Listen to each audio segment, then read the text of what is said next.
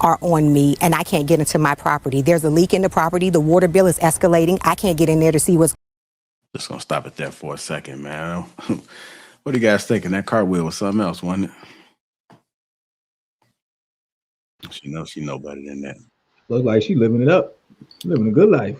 Yeah, I can't imagine Airbnb, and you thinking everything is a go, and this person refused to leave. There got to be something else. It pissed me off when I first heard this story. But go ahead, Chels. I didn't mean to cut you off. Nah, you good. I mean, she taking advantage of the system and the bigger picture too.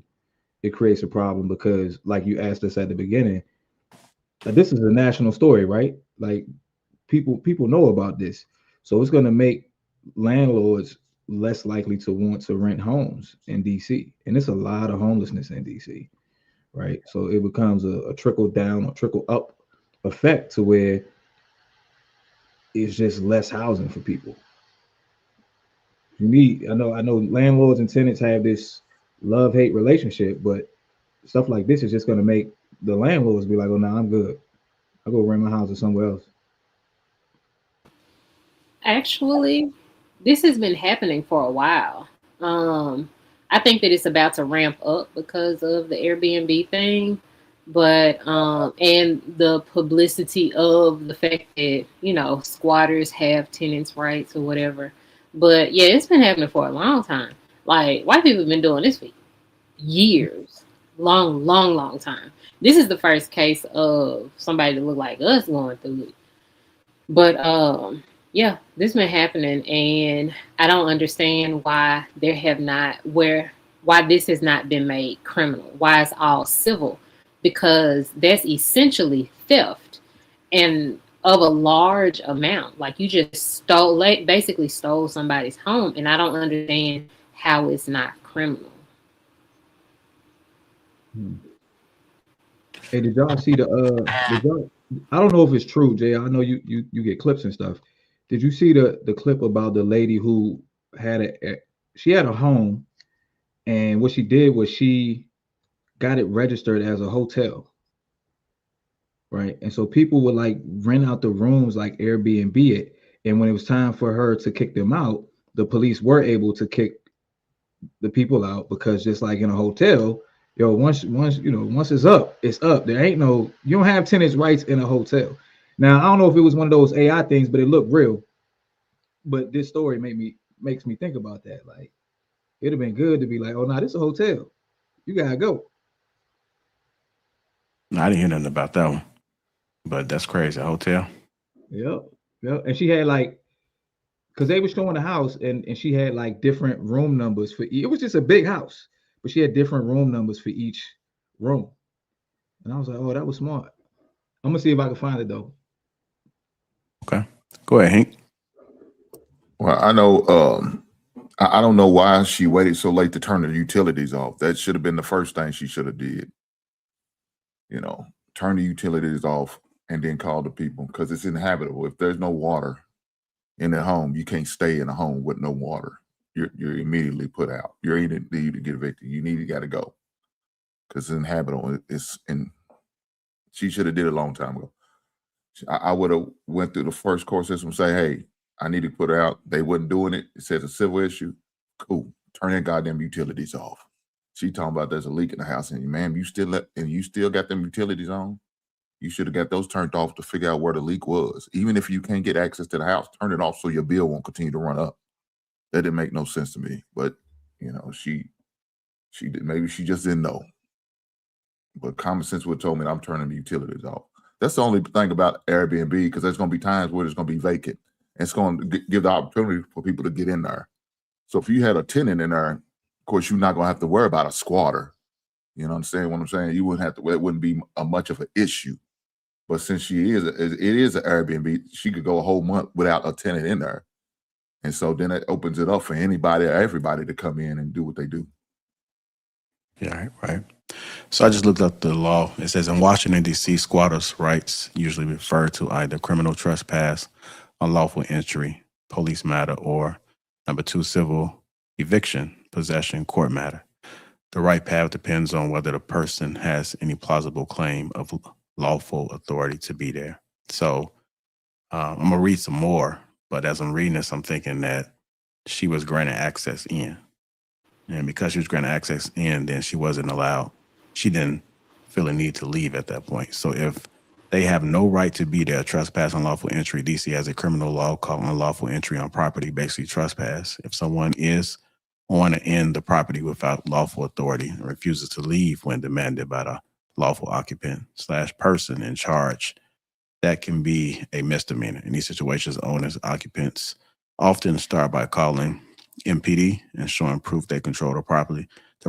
But if the person claims tenant rights, lease keys given by someone, mail, etc., police may treat it as civil.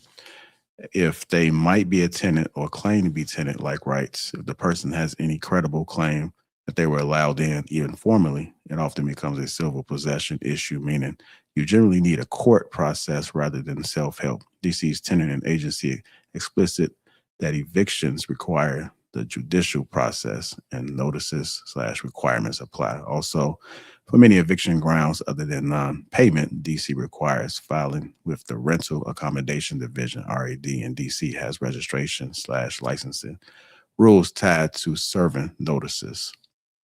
So can a squad eventually become the owner in DC? Yes, but it's rare and slow. DC limitations periods for actions to recover land is 15 years, which is the backbone of adverse possession thing.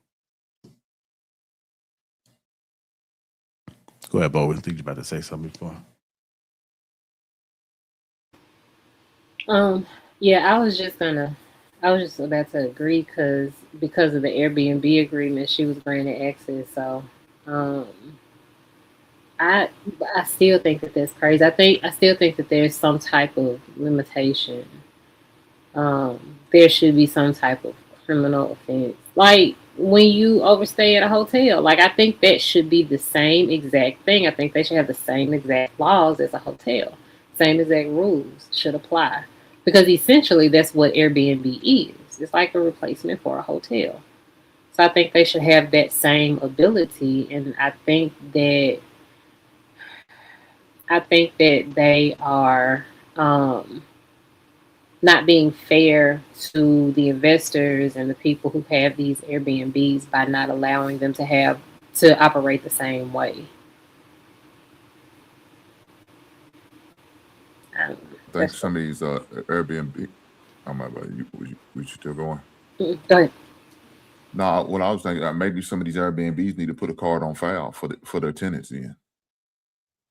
Force them to have a card on file, and not only that, and maybe a bigger deposit. I mean, if I was somebody who had a house on Airbnb, that would definitely be a thought for me to come. Hey, yeah, I need to have your credit card on file, and I'm gonna continue to run this card or charge this card and do what I got to do until you leave this premises. But the funny thing about it is the company that I guess made her a key and changed the locks. They got a civil lawsuit coming if there was me. They would they would have a civil lawsuit coming. There's no way this woman had to show you no proof, this proof of residence or nothing like that. And she was able to get somebody to come over, change the locks on this home without no type of proof or anything. Yeah, I'm filing a civil lawsuit against that company. It says Airbnbs don't follow the same laws as hotels because they usually treat it as private homes being rented out, not commercial lodging businesses.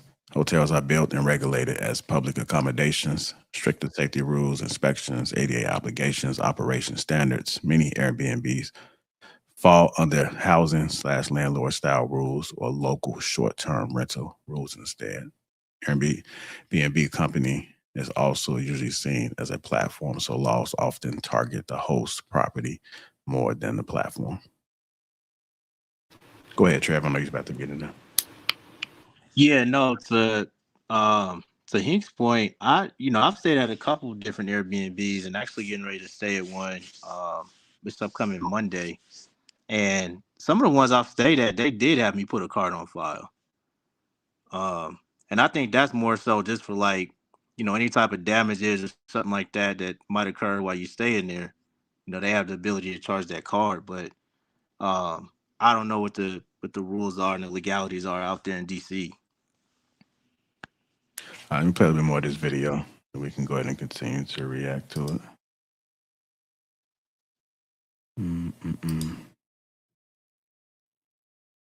Felicia Ashley with ABC7 with an update on the Airbnb guest turned accused squatter.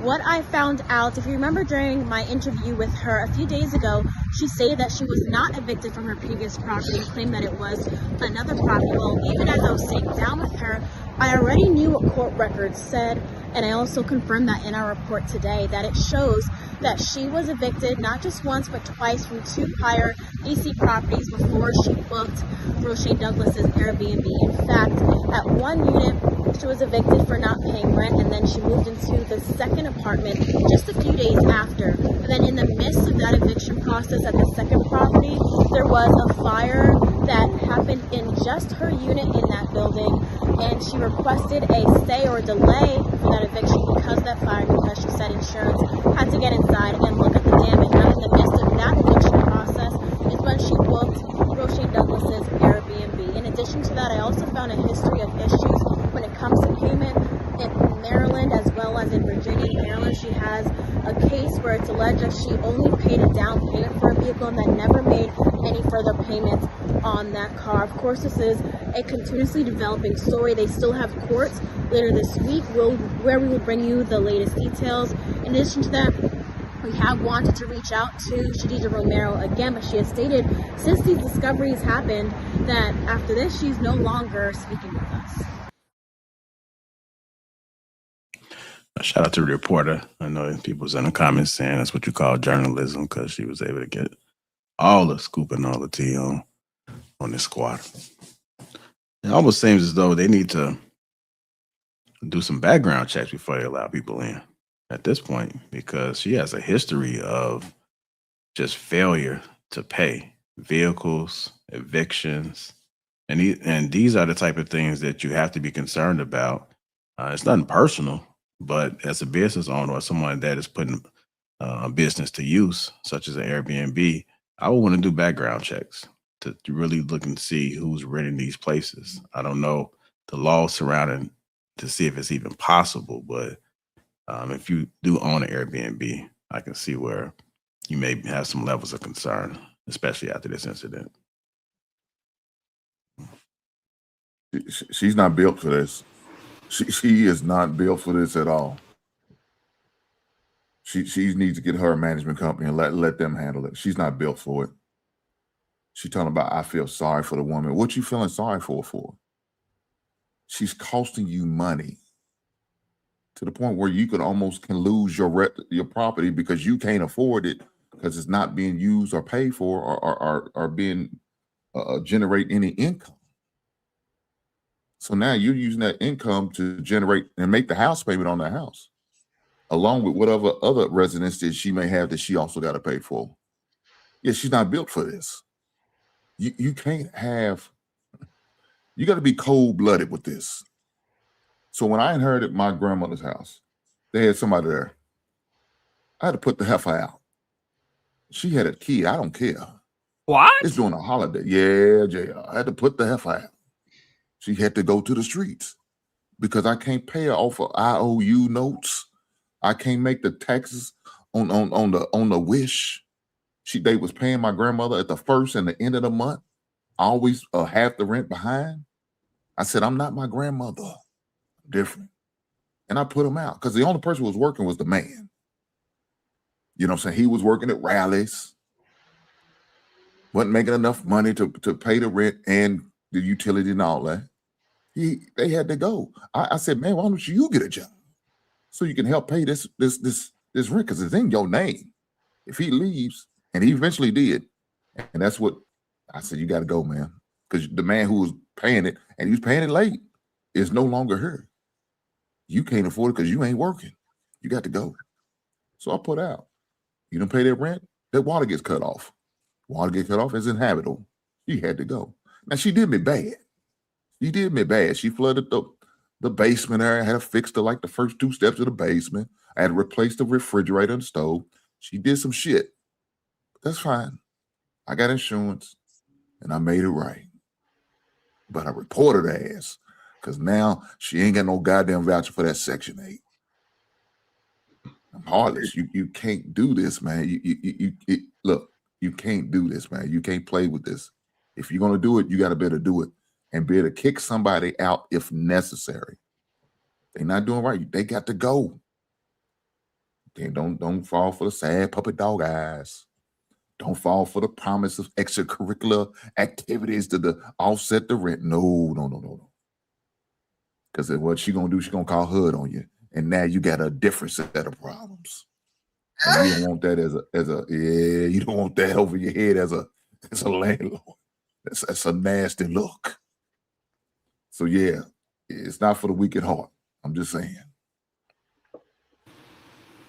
So this is where I become an emotional female. Cause let me tell you something. I become contemplating how bad jail really is. I'm like, is it really that bad? Like they do feed you. So like I feel like I would just beat her ass and then you know. But I agree with Hank. I'm somewhere between her and Hank. Like I would move like Hank, but I would still feel bad because like, you know, people be poor and people be having stuff going on and then she got a child. So I think about it and I'm like, oh, that sucks. And then I would just move like Hank because it's still about money. Like it's still about business. But I think that's what I would do in the end. But I think for a minute, because see, I was, while watching the video and hearing that the lady was finna sue her, the squatter was gonna sue. I feel like not enough people get slapped nowadays. Like not enough people get like drugged down the street real good. Because I think if her mama had beat her ass, she probably wouldn't be doing this. So I got to do what your mama didn't do. But I digress. And that's the reason why they don't recommend you putting family inside of these rentals that you own, because if you can't separate it, you're taking it personal, you're having that kind heart, then you shouldn't keep them in there because they will take advantage of you. Your family, your friends, they know you, they will take advantage of you. I had a roommate in college and he wasn't paying his rent. I called his mama. And, you know, she was upset. She wanted to send me some money, but he is living right with me and he still couldn't. I'm like, bro, you got to pay something. He kept giving me the runaround. I got you, Jay. I got you. I said, you know, your son not paying. I need this money. I'm going to put his ass out. And I've been doing him for years. You know, he came down for a semester, then went to school. And I'm just like, bro, I'd rather be by myself in this damn place. I can't. It ain't happening here. So I get it. Hey, go ahead. Is unlawful eviction, is that a criminal offense? You said unlawful eviction? Yeah, unlawful eviction, like, you know, by law, if you just go up in that joint, be like, oh, you gotta get out, or you bring your squad in, you start moving shit out. Obviously, the person can sue you, but I'm curious, is it criminal? Because I'm thinking about the case that we're talking about. Like at some point, the landlord, she's losing so much money that it may be beneficial to deal with the civil blowback from the unlawful eviction, because that means that lady got to file paperwork, she got to pay for lawyers, she got to sue you, and you might just be better off taking the lesser of two L's and getting your property back and getting a paying tenant in there. And then if she sue you, she losing $4,000 a month. Now you see how strategic Hank and Shells thinks, and so now I have to admit that men and women do think different, because my first brain was like, beat her ass. And so Hank is very smart and Shells is very smart, and I'm sure I would have got to both of those points. But first, beat her ass. You're gonna beat her ass and then kick out. Yeah. Well, listen. So you gotta add another bill onto yourself, huh? What I'm saying is, You got to square up just on principle. Like now we got to get in the street because you playing with me, and now I'm mad. And it's got to go somewhere, and then it's gonna go in your face. Yes, Bo is going to jail. They feed you. At least I get fed a little bit. You don't want jail food, bro. I don't listen. Nah, you do She not said want 3 jail hearts in a food. cot, baby. Listen, 3 hearts in a cot. I was in holding for like 16 hours, and I cried the whole time. Jail is not for me. I'm really just playing at this point. Like I know jail ain't for me. Jail is not So this says if they're treated like a tenant occupant, you can't just kick them out, lock out, shut off utilities, toss belongings. DC treats that as an illegal self-help eviction. Only a court can order an eviction, and removal happens after a court judgment, a writ of restitution executed through the process of U.S. Marshals handle DC evictions. If they're truly a trespasser, no rights to be there, then it's often a criminal trespass style situation under DC laws, unlawful entry laws. Someone who's there without lawful authority and refuses to leave when demanded can be charged with a misdemeanor. The key difference is a tenant-like claim, lease permission, established occupancy, etc. Court eviction is required. No permission, straight break-in, refusal to leave, police unlawful entry path may apply. So I think that might have been a thought, but she probably didn't want to get involved legally, have something fall against her. Let me play the rest of this clip right here. The judge was able to see through it, and I was able to prove that this was not true. The judge said you can evict her right now. What are your plans? What are you about to do? Evict her. She has to go. I need her out of the property so that I can try to regain the property and get back to my life. I was writing a book, working on a memoir, trying to do women's help organizations and things, and this has totally disrupted my life. So I would like to get back to the things that I could do to help the community, and I think God placed this on me too so that I could help in this area too. So I just want to get back to life. Are you going to go next? I'm moving out of the property. I don't need to tell them where I'm moving. I asked that in the sense of if you did have somewhere to go with all this, and you mentioned she was harassing you. And this just started, so it's not like the harassment has not been for months. So when you're saying harassment and you're saying why haven't I left prior, it seems as if this is an issue that has been going on for months, which it has not. This has only been like a 2-week. This has been like now it's been a month process. So it hasn't been some process that has been going on for months. It has not gone on for months. It has not. It's only been going on now for a month, literally a month. So you're saying just November or just December? The end of October is when the stuff started. The harassment started in November. Okay. So the harassment didn't start until mid-November. So the harassment, the sign, the cutting the power off, that was November. Well, the power was cut off in October 1st, but then they turned the power back on, but then they turned it back off in November. All right. So she went through the process. The judge made the approval. Now she getting evicted. And you saw her, she getting interviews already. I mean, this went pretty viral. So everybody was having sympathy for her. But she finally seen it through lawfully. And now she's get what she wants. So now she got to get her ass out now. Back on the streets, Hank. Yeah, that's where she belongs. I mean, she had her whole band help carrying a baby. I don't know why. Where did she go move in with him? I mean, I don't know who that guy was. I don't know if that's the father of the child, a family member, brother, or something like that. But yeah, she should have been gone. Should have been gone. You never should have went through this whole situation. That's bad. Now you embarrassed. Now you looking. City girls are down now, Bo. I mean, what y'all gonna do?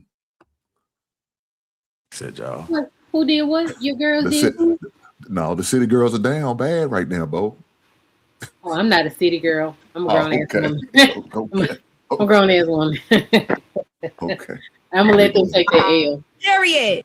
I know that's right. Well, the city girls are down. They looking bad out here in these streets. They squatting and they getting put out, evicted, and getting court cases against them. And yeah, that's not a good look, man. So look, I hope this lady's able to recoup some of her money, maybe in a civil lawsuit, maybe them 2 months that the woman stayed there, that she's able to get some of her money back, recoup some of her money. I couldn't imagine the damage she's gonna be walking into. I couldn't imagine. I'm sure on the way out, that girl's gonna tear some things up. You know what I'm saying? Some things gonna get busted up, I'm sure. So better get ready. Hopefully she has some insurance, to cover that and make some of the relieve some of the pressures that she's going to be dealing with. So after that case, I'm wondering if she could have met at the house at that point to make sure that didn't happen. Or if you evict somebody, is it a process where you can't be present? Like you can't just kick them out. You got to give them a notice. Well, I'm sure she's probably got some type of restraining order on her right now, and so hopefully she gets the sheriff's there. You know what I'm saying, to let the woman get her stuff and then get out. Hopefully she took that step. I would if I was her. You know what I'm saying, have a sheriff to go there and make sure she doesn't do any property damage. That's but look, she probably already did some damage because she knew it was only a matter of time that she was gonna have to get out. So I might as well go out and flip a table or two over.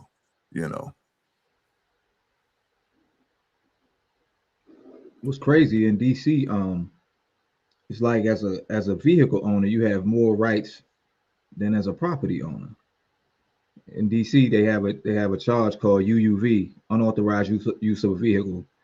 So if both say, okay, Charles, you can use my car for the next 2 days, and I'm driving it on that third day, all Bo gotta do is call MPDC and be like, I let Charles borrow my car for 2 days. He's not supposed to be driving it right now.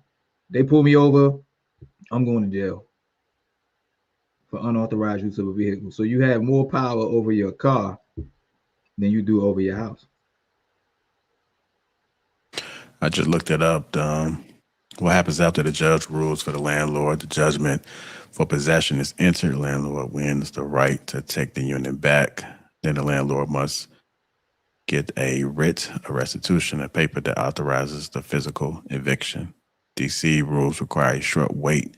In many cases, a writ generally can't issue until at least 2 days after the judgment, and it's paired with the U.S. Marshal's notice. Only the U.S. Marshal Service can carry out the eviction in D.C. Landlords can't do it themselves. The Marshal schedule the eviction date. It's not the same day. Timing depends on scheduling availability, and the writ has a limited life validity period. So she may go back and do some damage. So I've never rented an Airbnb, right? When you rent an Airbnb, does the contract give you a specific amount of days? You know how like you get a hotel room, they like, yo, check out on Thursday at 11. Is that how it is with an Airbnb? Well, it's a date that you leave, and these are the dates that you paid for. So it is put together that this is the time that you're supposed to be there. Okay. So because I think when you looked it up, I don't know if you remember, I think you were saying like if the person is dead for more than a certain amount of time, what was it, 15 days or 30 days or something like that, that's how the squatter ends up being able to stay. So is it that the landlord, did she just miss the window of opportunity to get her out of there? You understand what I'm saying? I don't think there was an opportunity to get her out of there because she had permission to be in there. So she wasn't in there unlawfully. So I think it fell on a different set of rules. So she was kind of acting as a tenant, even though she wasn't a tenant from the moment that she went in there because she had authorization to go in. So I don't think that she can never be told to leave, which is, I think that may be the loophole. Yo, that's crazy then. When it comes to Airbnbs, depending on the state. So I believe that anybody in Washington, D.C. can pull this same stunt if they wanted to. And it would take a little time to be able to get them out of there. It has to go through a process. So don't be getting no ideas, Charles. No, I'm good. I got a house. Like I know you've been talking about D.C. for I don't even go. Man, look, if I can avoid D.C., I avoid it. I seen the monument plenty of times. I'm good. I just drive by. We good. Okay. Trev said he about to go to Airbnb. He's thinking about it now. Yeah, you know, Chelsea don't want to go back. Like, they got rid of the Black Lives Matter street. They don't want to. You don't want to go over there no more. All right, I got one more part of this clip I'm gonna play, and then we'll go ahead and move on to the next topic. Here we go.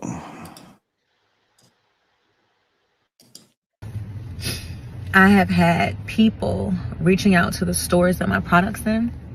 I've had people reaching out to the schools that I have mentored girls in. I've had people reaching out to organizations that I've done free events for. Mind you, about 98 to 99% of the work that I have done has been from me. Even when I've needed help, I've helped because I've always thought it's somebody out here worse than me. Today in court, it was proven, or it was admitted, that the false narrative that I have been staying at a place since February and that someone has been trying to get me out since March, it was untrue. It was not true. The narrative that I had been staying at a place since February and had not made a payment since March, that was also untrue. It was admitted on record that payments had been received up until the end of. Could you imagine dating somebody like this? I know some people hate the word delusional, but this has to be delusional. Like, how do you sit in the car to record something like this and act as though it wasn't a problem from the start? Like, this person is focused on that it wasn't February. It was June when she tried to get me out. Like, what difference does it make? You shouldn't have been there for that long in the first place. But this happens in real time, and like communication and relationships, these type of things happen where people want to focus on certain points because it gets uncomfortable when you got to look at the actual truth. But you guys can stop. Just tell me to stop if you want to say something. I'm going to play. So just be like, stop it right there, and I'll stop it. September. Now, there is a payment in question. Somehow that payment wasn't received. I don't know. But there's only one payment in question. So the narrative that I have been staying at a place since March and not making any payments, it was untrue. Documentation was provided that showed that I did not initiate the switching from Airbnb to direct payments to the. I think those tears are just anger. You know, when you feel defeated, you don't even know what to do. There's nothing you can really do. So it's just, that's where the energy is coming from. I find it hard to believe that. Well, I don't know. Sometimes crazy folks be really thinking somebody attacked them and did them wrong. So this is next level right here. Again, imagine dating somebody like this. The owner and some scheme to circumvent a process that wasn't the case. Those direct payments were sent. Those direct links were sent willingly. Not only willingly, but they were initiated by the other party.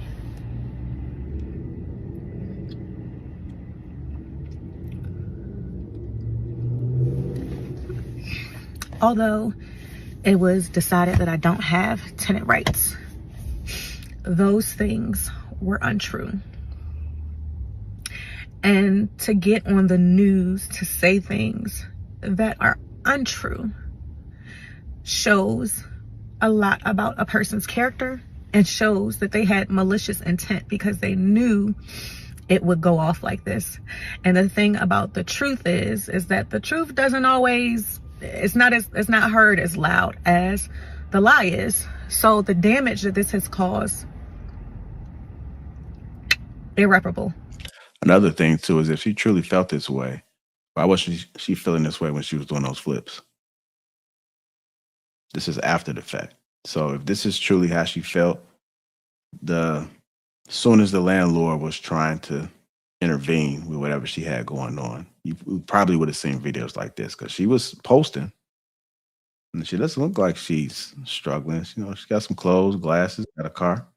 So unless she got some things going on, good for herself. But this is all after the fact.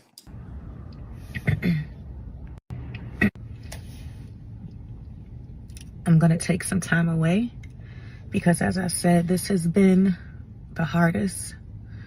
Everything that I do with my business, I do it with love. Everything I do with my nonprofit, I do with love.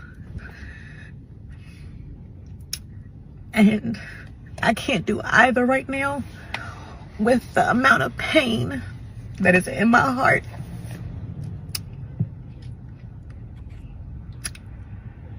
To those who waited to make their judgment, to get the facts that the shit just wasn't true, thank you. To the people who made their decision and left comments, the people who know me or who have known me, fuck y'all. And y'all wouldn't say it to my face.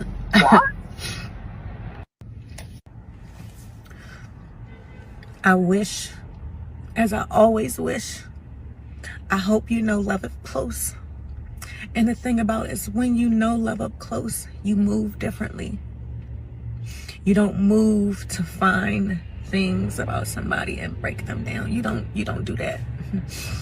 You don't make fake pages and fake numbers to harass people. You don't do that when you move with love and when you know love up close. And because I know love up close, I know I will be okay. I might not be okay in this moment, but I will be, because I have some people who will make sure that when I'm too deep in the trenches, they pull me out. That's all I got.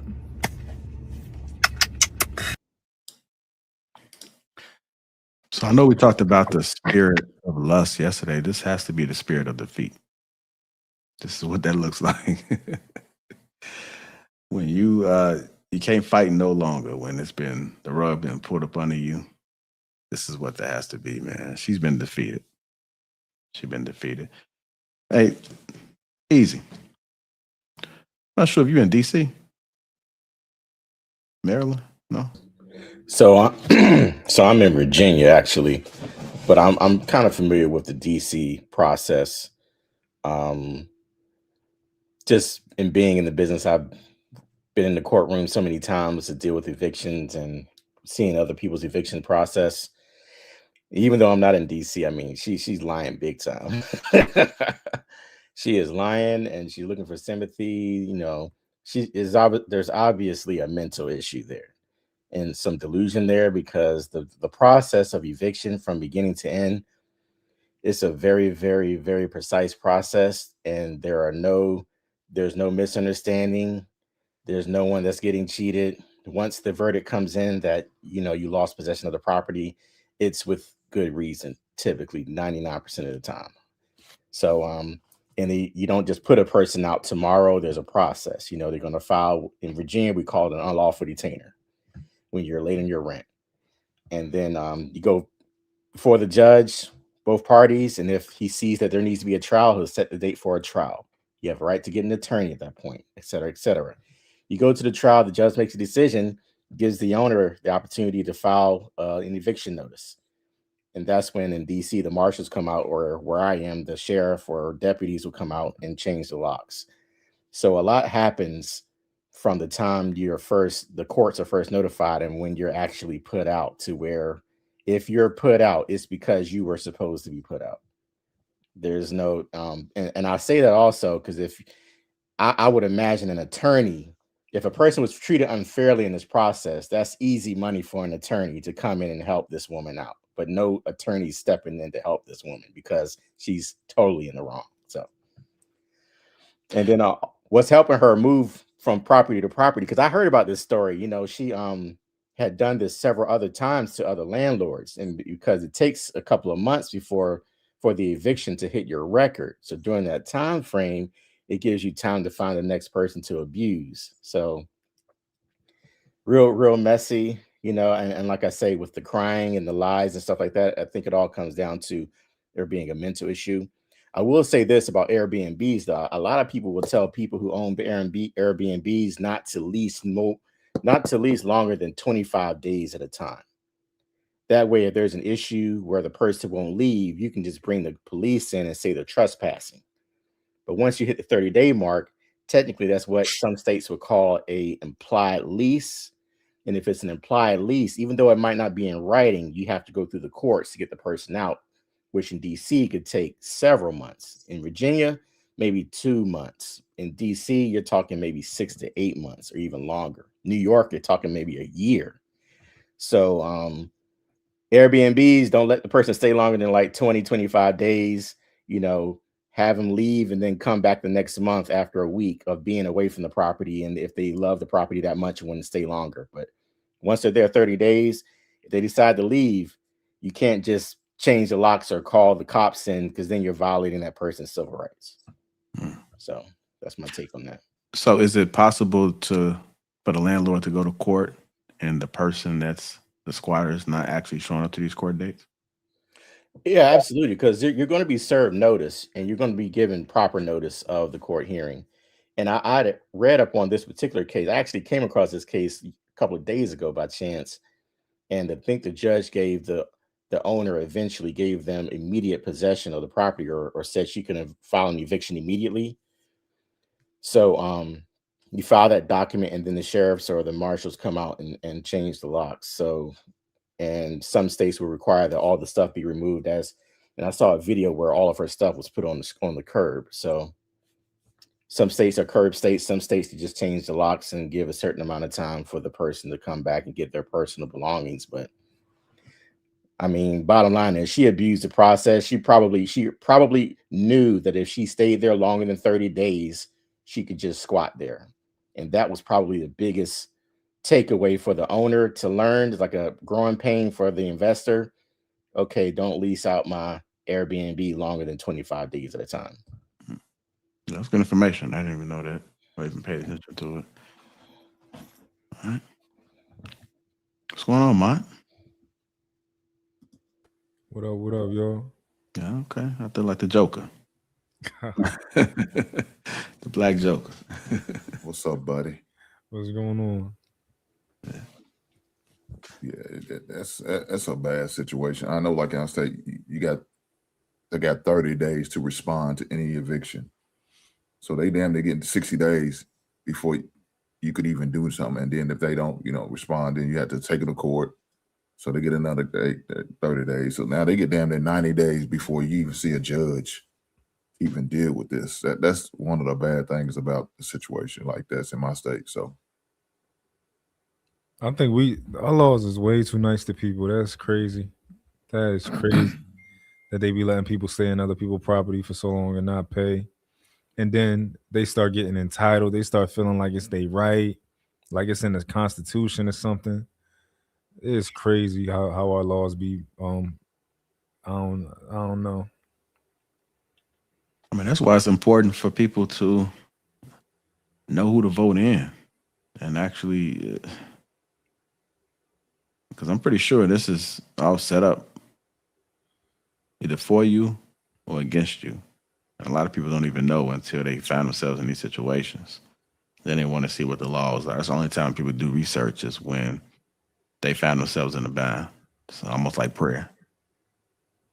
People don't pray when things going good. They only pray when things going bad. So yeah, I think like the whole idea that like I understand like if somebody been living somewhere reasonably for a certain period of time, then it should be it should take them a certain period of time to get out. But I don't think you should have to necessarily go get a court date. And depending on where you live at, the court date might take a while to get. And you gotta like get it approved and all of that type of stuff. I think it should just be like the law should say, all right, well, you've been living here for 4 months. You got 30 days to get out. like just something real easy. I don't know. what you got on this DJ Freshmaker? That's all you What's vote. going on? What's going on? Yeah. Excuse me, brother. I had to DJ a little bit, but Yeah, I agree with Easy. It seems to be a little bit of a mental issue. If you're okay with pulling a swindle, you know exactly what it is as far as it being 30 days. And I think she was there for like 32 in order to be able to have like a little bit of a squatter's rights.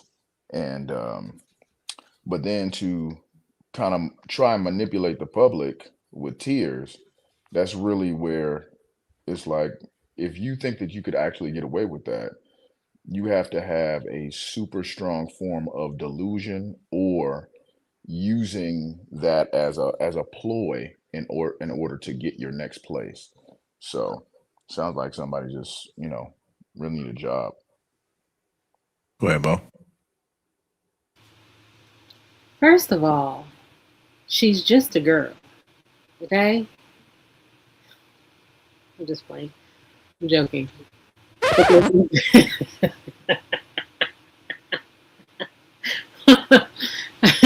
but wait. Nobody got time for that. You know you I've got lucky heard because you got a women say different that. audience, right? You know that, Bo, right? If you had a different audience, that would have went left real fast. Oh yeah, the sisterhood would have been like, I know, right? Right? I'm just a girl. Yes. No. Yeah, I guess I've been guilty of doing that too. Like as soon as you get in trouble, you got to start crying. Cause like what that's the only way to get people up off you. You start crying. So then you can feel bad for me feeling bad for you for me, really, in the end. So but I, yeah, that's definitely a good little tactic of people who don't like to fess up to what they've done and take accountability for the things that they've done. You just listen, turn the waterworks on. That don't work for women who look like me as well as it looked like it worked for the napkin colored people. But it is definitely something that they do. But I think that her not just saying, yeah, I stayed too long. Cause like she was so happy in those clips and she was falling down, cartwheeling and going on trips and all of that. And so it it looks like she didn't have a care in the world and now everyone is just attacking her. And then she gets mad and then starts crying over something that she created. I hate to see black women act like that because it's my opinion that only the napkin color women act like they didn't create the problem that they're crying about. Like you build a fire, you build a pit, you set the wood on fire, and then you get mad that it's burning. So that's basically what she just did. It's all y'all. Y'all all do it. Don't do that. First of all, I have been guilty. I do not do that anymore. That Yeah, was when I was 20. yeah, you Okay. don't do it no more, but it's a lot of them that do it. Bro, it's just different. Like white women play a different game than black women. Like black women don't typically use the law in the same ways that white women use it. Like a black woman will get you, she'll get you evicted, she'll get an emergency restraining order against you and get you put out the house. A white woman, typically their game is like, all right, I'm gonna say this nigga touched my butt or something like that. Y'all don't really play that game, but y'all devious on different ways. I don't disagree, Mhm. but that's how I can recognize it. I've done it. Um, I used to apparently irritate the shit out of my ex-husband because every time he had a problem with something that I did, I would be like, I feel so bad. And I would just start crying. And he's like, wait a minute. What about my problem? So I get it. I've done it. That's bullshit. Okay. Anybody else got anything on this? Going once, going twice. So Yeah, you remember that time I was telling you about situations we talked about I think on one of these Wednesday shows, right? How if a man will come to you, talk about the issue that he's dealing with you, but somehow the conversation will get flipped and it make it look and flipped and put back on him like he did something wrong, but it was really you. And you know you did something wrong, but you found a way to make it about you and blame him. This is what Bo's admitting to right now. She said she outgrew that. Thank goodness for that. There was some growth there. But like Ma said, there's a lot of women still playing that game, even at the big age of 40s and the 50s, and maybe even older. I don't know. This is crazy. Gonna have to mark that down, Ma. Wednesday, December 17th. Bo says she don't emotionally manipulate. Just 8:42 p.m. Mountain Standard Time, just in case, you know. Okay. That's fine. Put it in the log. I don't do it anymore. All right. If you haven't already, just hit the like button, man. We sitting currently, the likes are low. So if you haven't, just hit the like button. That's all I'm asking. One time for your boy. Let's go to keep it moving. We're going to talk about this woman's husband went missing. Her husband went missing. She had a previous video that she had put out. So this is the second video. It's kind of too much to play, so I don't want to play all of it, but let's go ahead and get into it. I see you guys are eager. Y'all have heard me say a time or two that I don't know where the hell my husband is, and that's how it's been for the past couple years. And well, today I have an answer. So I will not be exposing the young lady who helped me find out this information, but somebody reached out to me yesterday, and at first I thought the message was just like somebody trying to, play with me or whatever the fuck.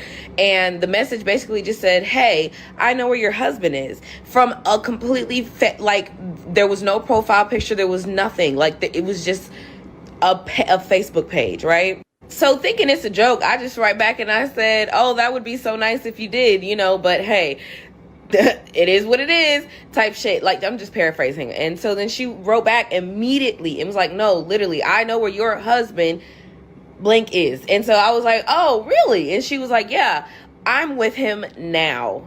I'm like, "Girl, whatever." So I leave the message on read because I think that whoever this is just messing with me. They immediately, probably 4 or 5 minutes after I leave them on read, they write back and they're just like, "Isn't this your husband?" And then they send me a fucking picture of him, and it's my fucking husband. So I get to asking her all kinds of questions. Okay, so if you're with him right now, what's going on? Who are you? What are you? What's your purpose right now? Is basically what I'm getting at. And so she's basically just like, "Hey, hold on, baby, okay?" And so basically she was just like, my sister dates him, and they've been together for 3 years. Remember when I said my husband got kicked out 2 years ago because he was cheating on me? Yeah, apparently he's been living with that bitch the whole time. She's just like, "Yeah, they moved out of state. They moved back to Indiana. And I just wanted to let you know that I'm with him right now. And I had saw one of your videos on my For You page. And I just happened to make the pieces add up. And I just wanted to let you know I know where your husband is. And then this way you can at least get a divorce." And then I'm sitting here and I'm realizing the more and more that we talk, this girl is not here to help me. This girl is here to help her sister, because she writes me to say basically that her sister and my husband, the man I said vows with, my husband, and her sister are having a baby together. And actually, they have 2 babies. This will be baby number 2. So it's the same bitch that I had put him out over. They've been together ever since. They moved in together and then moved back home to Indiana where his parents are, right? And the basically what I'm gathering is the girl was writing me just to say that I need to give him a divorce, because basically he's been trying to make it seem like I'm the one not trying to give him a divorce. Oh, really? Interesting. Because you the one that fucking disappeared and have literally changed your number, blocked me on Facebook, blocked me on every social media. Okay, cool. So I'm just sitting here like, that's so fucking weird. So you're asking me to divorce my husband so he can be with your sister. And she was like, "Well, basically, yeah, because they're already engaged and they got 2 kids together." No, fuck the fact that me and him have a kid together. And granted, that's not the point. I really don't care. He's been gone for 2.5 years. I genuinely I don't even know if I still love him anymore. That's not even the problem. What's crazy to me is you wrote me from a fake page about my husband, asking me to give him a divorce so that your sister can be with him. And then what? Will he ever reach out about his daughter? Will he ever contact me and give a shit about her? And then so I'm just like, okay, well, and I asked her that. And I'm just like, so what about my kid? Like, am I just supposed to just let him go, let him off into the wind, and then basically tell my kid that there's no father for you? And then after I ask that question, I get blocked. I got blocked after I inquired about my own child. I'm skipping a few pieces. She didn't know about my child, first of all. They didn't know about my child. They were just like, oh, you guys have kids together too? And I was like, yes. What do you mean? Yes, we have a kid together. Yeah, he didn't tell you that? Oh, makes sense considering he's the one making it seem like I'm the one holding us hostage in this marriage. Okay. So I'm just like, yeah, can you ask him to ever reach out to his kid? That's when I got blocked. Not when we were sitting here talking about getting divorced. When I asked if my husband will be able to reach out to his kid before Christmas. So, Merry fucking Christmas to me. Merry fucking Christmas to my kid. Don't get married. Don't get married. Don't get married.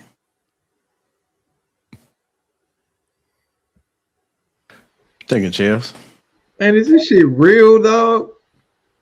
I mean, we have seen some very strange people on the internet, man. You give folks a camera and they will put any and everything on there. So I believe that's real. Oh, okay. Well, we'll consider it real. I mean, once she said, I was trying to follow her, but once she said she kicked him out, I'm like, well, what you looking for him for? You kicked him out. What the man supposed to do? I know she said he cheated. Okay, he cheated. She kicked him out. What are you looking for him for? Do you want him back? She just sound confused. I think she just want attention. That's what it shit look like to me. And she keep calling him her husband, like technically your husband, but that's your ex-husband. You gaslighting us to me. I'm thinking her husband is missing. Like, right? Y'all done broke up 2 years ago. You done kicked him out, and you talking about something. Now you mad that he with her? It don't matter where he at. Like, what you thought he was not gonna get no box for 2 years or something? 3 years since you think he was gonna be the last person he slept with? No, he's building a new family. So people in a lot of times, women have to. You gotta lay in the bed you made. You made a decision. You gotta stand on it. It is what it is. If you wanted to work it out, you should have tried to work it out back then. You kicked him out, and then you want to take it back. So there was a lot of comments saying that he left us. So you know why she just haven't came to terms with it. Go ahead, Bo. Oh, I was just gonna say that she might want to serve divorce papers, and also she got a child with him, so she would be looking for him because that's the father of her child. So yeah, he got kicked out, but isn't he still a father at the end of the day? So I would be looking for him for that as well. Now, what I will say is she kicked him out. He went to the other woman. I don't think that I would have as much energy that she does talking about my husband. He's my husband. I wouldn't do all of that because he's not your husband. He's essentially somebody else's fiance at this point. The only thing she should be complaining about is, well, where is he so I can send him these divorce papers and these child support orders, because if he's not going to be here taking care of the child, then you could at least pay for it. And then you can go about your merry way. Perfectly fine. But I think that she's wanting sympathy from them. Like, I don't know. It's weird. It's a weird thing. Like, I don't want him, but I also don't want nobody else to want him. So, like, you should feel bad because, like, I want him and then I don't want him. But I just, like, I don't want you to want him. And then I want him to go somewhere and not be wanted by anybody, basically. She don't want him to be happy. Bo on fire. Hold up. Yeah, she absolutely don't want him to be happy. The idea of him, at first it was like, I can't find my husband, y'all. Like, my husband missing. But once it's realized that he's with another woman, the whole situation is flipped. And there was more talk about it being my husband than, I mean, later on she got to it as far as her child, but I think for sure the kicking him out, she probably didn't want to do that so swiftly. She probably wanted to at least be the one to have him or be the one to break it completely. But because he broke it completely first, that created an issue for her. Because by him being with somebody else, that's like clearly, I don't want you, you can't get me back, which is probably what hurts even more.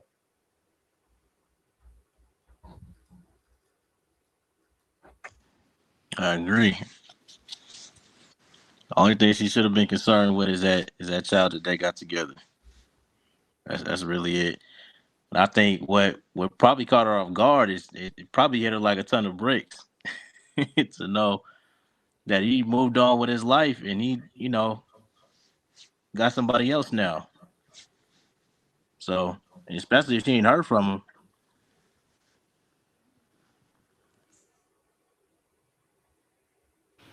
I mean, I think she's crazy from the start, man. It just seemed like he shouldn't have never been with. I'm curious to see who he is and who he's with now to see if he made any better decisions because that seems like a lot. And I don't think that was just something after the fact. I believe she might have always been a certain way. I don't personally know her, but based off the way she's acting right now, it just seemed like that's just a lot. I value my peace, and that doesn't seem peaceful at all. And he said, she told him, get on out. He was like, for real? I know just where to go. Yeah. He said, I'm going home. Oh, I can't stay here. I can't stay in this Airbnb no more. Oh, I'm going home, shorty. Yeah. Yeah, she was a side woman for sure with the first woman paperwork. Go ahead, Hank. Some nasty. Yeah, I don't, for sure. For sure. I mean, because like you said, the drink, the things she was selling is like he was probably kidnapped or out here in the wilderness, straying, walk around in the forest, looking for his way home because he hit his head on the rock from a boating accident with his buddy. That's what it made it sound like. She was she sent a whole committee out here, but all the while that man was living his best life. You know what I'm saying? And the sister was hoping, glad she found you, so now get divorced, so her sister could be happy with a man and a new stepdaddy for the kids. That's what it is. And now she's looking like, damn, and I told this man he ain't gonna never find a woman as good as me, but lo and behold, he found better. Yeah, she ain't liking the results. So now she gonna try to get him back. Well, I need these 2 years of back child support. You've been deadbeating on me. Baby girl, you was wrong. You was dead wrong what you did. You put that man out and you made him eligible. You fattened him up for them other snakes to eat. You don't do the frogs like you don't fat the frogs up for these other snakes. And that snake came and got it. Now she benefiting. Now she crying and pouting, complaining. I'm looking for my man. Nah, man. You want him back. You want him to spin the block, but he ain't looking to spin the block. He got him a Kern. And Kern gonna treat him right.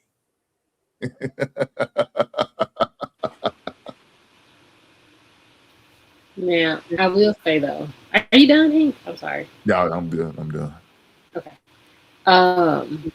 What I will say is that it was messed up on his part because he married that lady and then he went and found him somebody else, which is fine, but like do it the right way. Like go on and divorce the lady and put stuff in place for your child, be there for your child, whatever.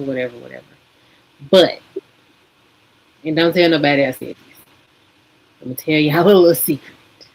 She put that man out, I'm sure, given the energy that she had. She put that man out because she wanted him to realize what he had at home. She wanted him to do the work and come back to her, this wonderful husband.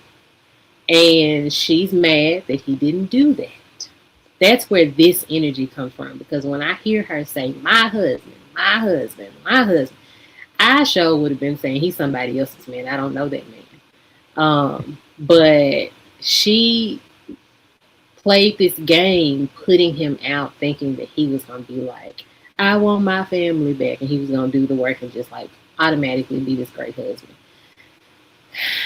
So she's a victim of her own doing at that point. But I do think that it is trash that he married that lady and just left her like that.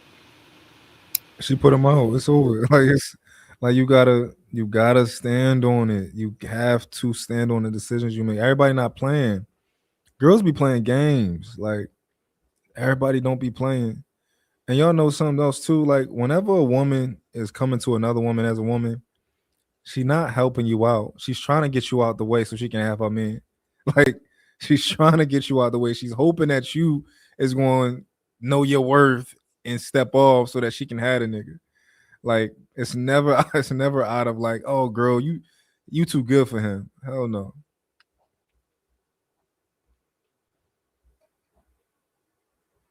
All right. Anybody else in this? A tough crowd tonight, huh? Y'all drunk? You have? A little bit. A little bit. You know I don't drink like that. Oh, I ain't doing that.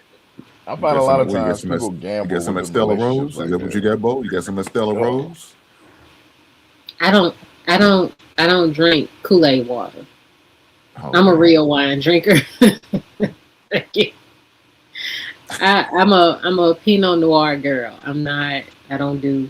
Yeah, Bo look like she a wine drinker. I mean, sometimes, but I don't drink like that. I might have a drink every other month, maybe. Can be throwing back no shots. Definitely no shots.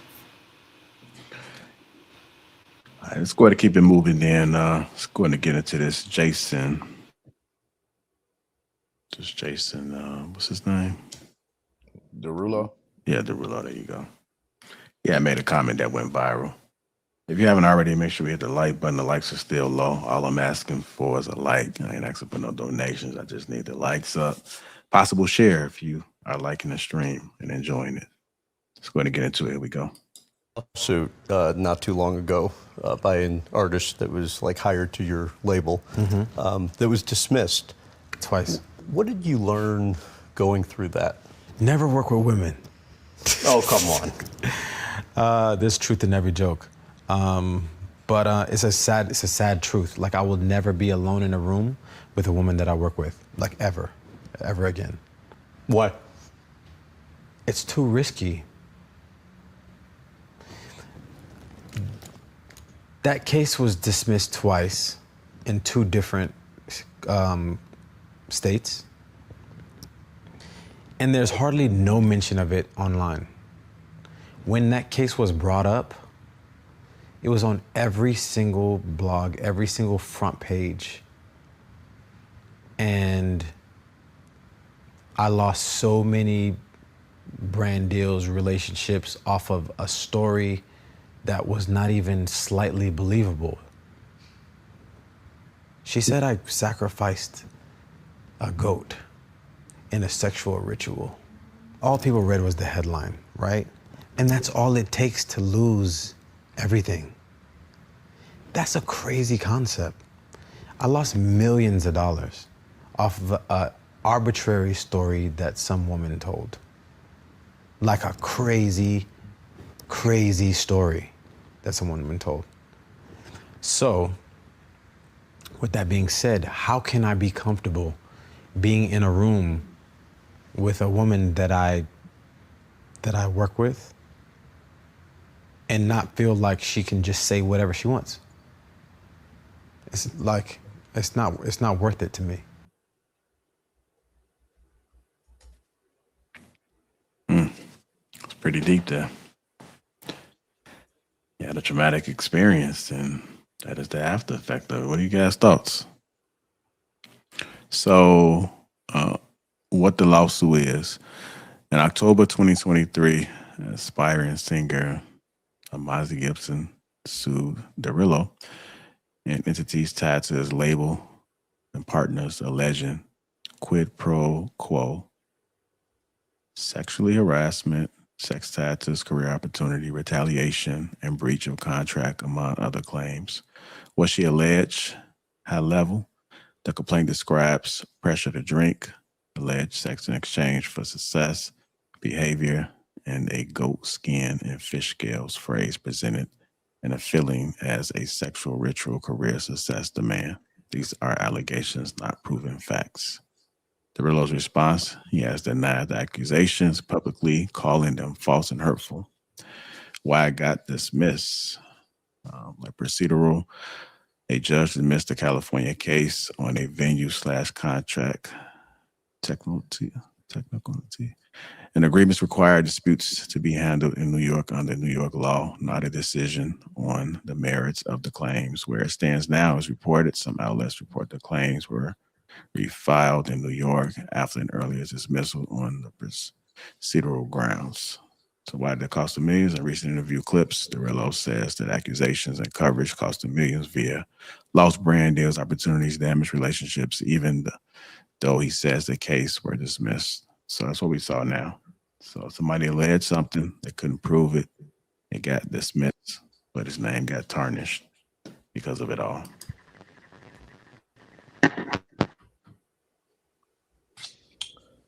I think when you have situations where there's not going to be any consequence, you're going to have some abuse.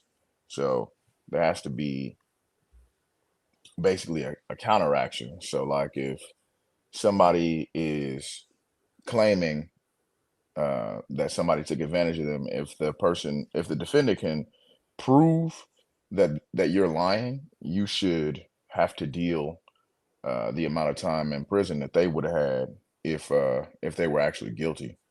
That would get away from the abuse of these kinds of claims. And I mean, you can't really change how somebody's going to be viewed societally or on the internet. There's not much you can do about that.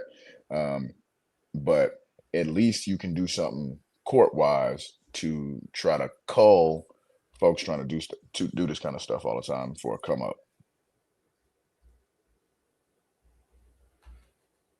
I think the danger. I think what. So I agree with you, but I think maybe the argument on the other side is just because somebody can't prove something doesn't mean that you didn't do it.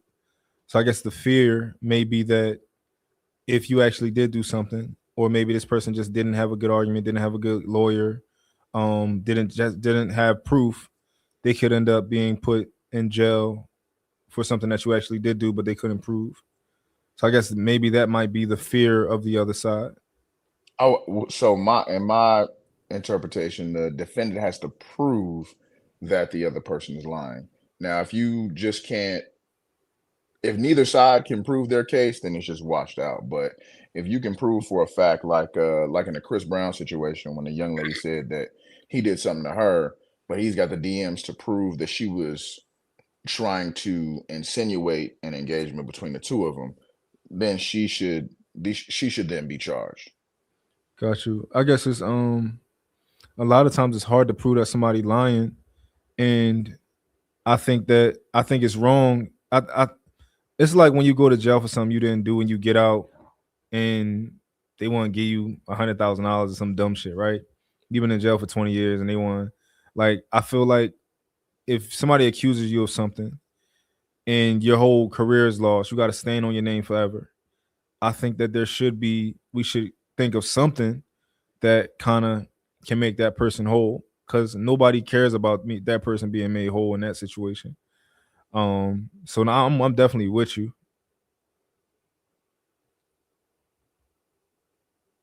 So I look, Vice President Pence had issues with being alone with women in a room alone, and I don't blame him. When you got situations like this, that's dangerous. Of putting a person out there like that.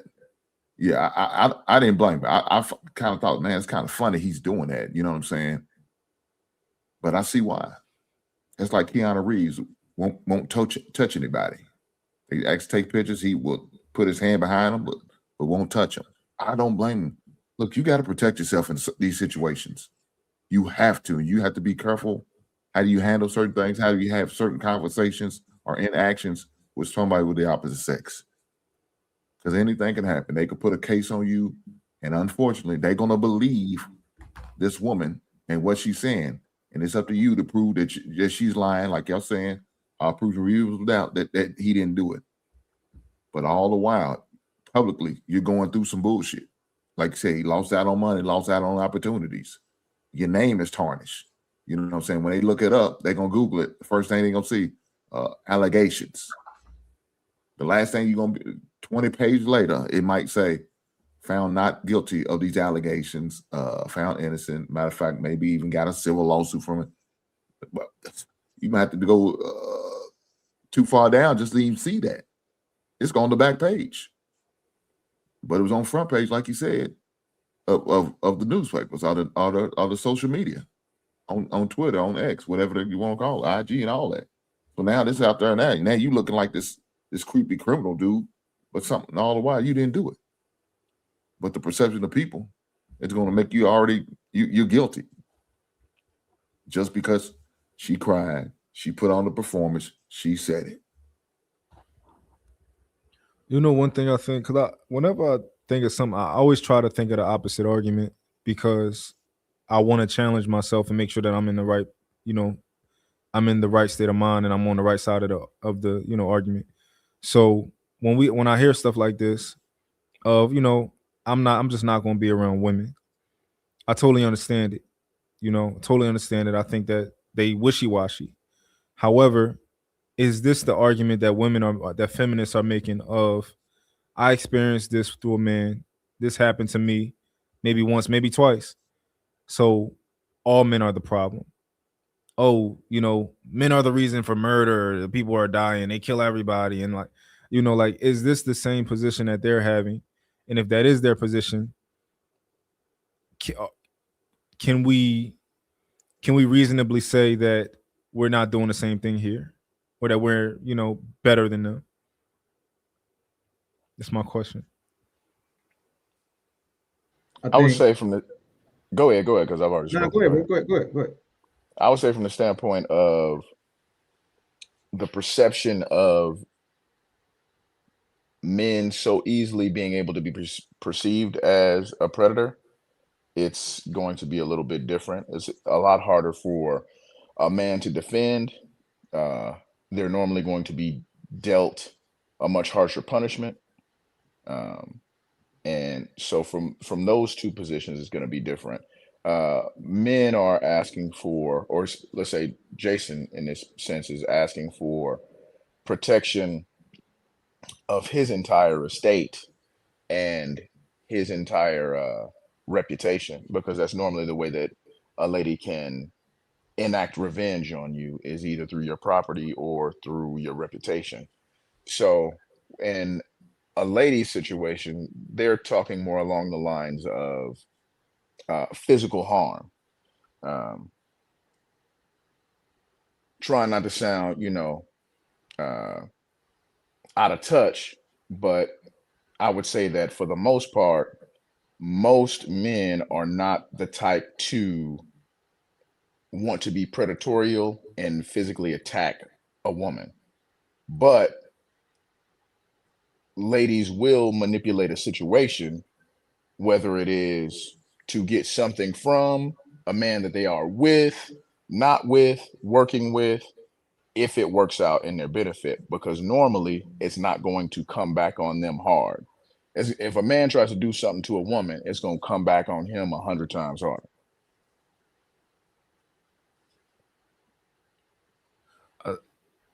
You showed you about to say something? Yeah, so I was considering your I don't want to call it an argument, but your perspective, because I understand the parallels that you're drawing, which is basically we have to be certain to not judge a whole demographic based on the actions of one person, right? So I understand that perspective. Where I kind of differ is maybe it's because you use feminist against one specific individual. Like feminism is a whole movement that wants to enact change on society and laws and stuff like that. and based on their collectively but individual experiences, right? This is just a dude trying to protect himself. So because of that, in principle, I understand what you're saying. Like, let me look at this from both sides to see if he's judging all women based on the actions of one. And if he is, based on this situation, he's doing what's smart for him. But he's not saying we as men got to make sure we're not in the room with a woman by themselves. He's not saying that. He's just saying, look, when it come to me, and based on what I've been through and the millions that I've lost, I ain't about to be in the room with a woman by myself. Yeah. Y'all niggas do what y'all want to do, but it won't be me. Yeah. A feminist would say, because of this one situation, get rid of all men. Yeah. And I guess that's the difference. I guess if we can remove feminists out of it, right? Because it's a label at the end of the day, and it is, probably a move. It's a label. But there are a lot of women who I don't know if they call themselves feminists or not, who, when they listen to the propaganda, or if you can call it propaganda, or just the perspectives of people talking on the internet, they might gain a perspective of, or they might take the perspective that they hear, and they might take their experiences in life and think, all right, men are the issue. And there's a lot of women who think men are the issue because they might have been in a relationship with a piece of shit that they chose to be in a relationship with, and then they might always choose pieces of shit to be in a relationship with, and they always come to the conclusion that men are the problem versus the other thing, or maybe I should vet better, maybe I should do this better. I think that what he's saying is more of a red pill type of position. I don't know if he's red pill or not, but it definitely is a red pill position. It's a position of the red pill community, and it also is probably a position of red pill in general, where it's just probably a truth that we don't want to hear. Is that it could be that also. But I understand what you're saying, but I think that if you talk to him privately, he probably would tell you, yo, don't work with no women. He probably would tell that to other men, like, yo, don't work with women at all because this might happen to you, especially men who have something to their name, right? That might be the position that that's his position in general, not even just for himself purely, but he would probably advise his homies like, yo, don't even hire no women, bro. Just hire men, or have women deal with women, and you don't even really, kind of deal with it. But I do think that the position is still the same that I'm sorry if I'm rambling, but the position is the same that I had an experience and I'm just going to cold turkey. They're the problem. That's what's going to cause me this in the future. Right. That's a natural human response. That's a fear response. Right. If you, when you was a young child, or even maybe a little older, a dog bit the hell out of your leg, right? Your natural response, it's fair for your natural response to dogs to be like, yo, I don't rock with dogs like that. Right. That's how it, like you said, you don't know if he's red pill. What I hear is self-preservation. I hear a man who learned a lesson, no different than if a woman learned a lesson. I mean, so I'm not giving you pushback. I agree with you to a point. I think, if a woman gets SA'd, at a particular place, right?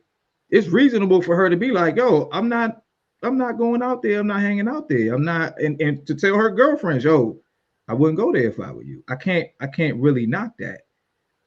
So like I said, I don't disagree with you. I understand the perspective, and I think it's dope, real dope, when we can experience trauma and not judge a whole demographic based on that trauma.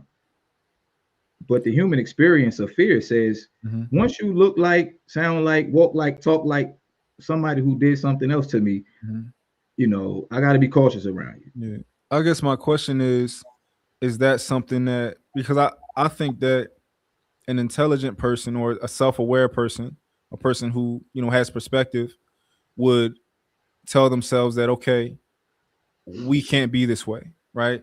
Because that's where you get racism. That's where you get all of the isms, right? Elitism, all the isms, you get them from this type of mindset of, I'm going to judge you because of your race, or I'm going to judge you because of your gender.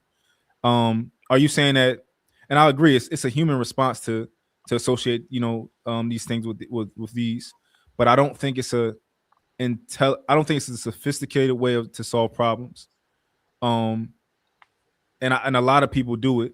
Like for example, it can be a group of women who don't get in the club, but they see a white woman get in the club, and they'll say, "We didn't get in the club because we're black, and that woman's white. That's why we didn't get in the club." They're not going to acknowledge, well, maybe y'all fat, maybe all tons of type of other reasons they could have not gotten the club.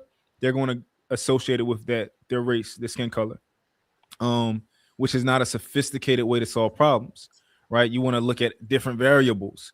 If your charger not working, you want to see if it's the outlet. If it's not the outlet, you want to see if it's the little block. If it's not the block, you want to see if it's the cord. If it's not the cord, you want to see if it's the the part of your phone that connects to the cord, right? But they're not doing this. They're just making it's this big thing over here. If that makes sense. It does make real quick. It does make sense, but I don't think he's looking at it from that macro of a perspective. I think he's looking at it like this is self-preservation.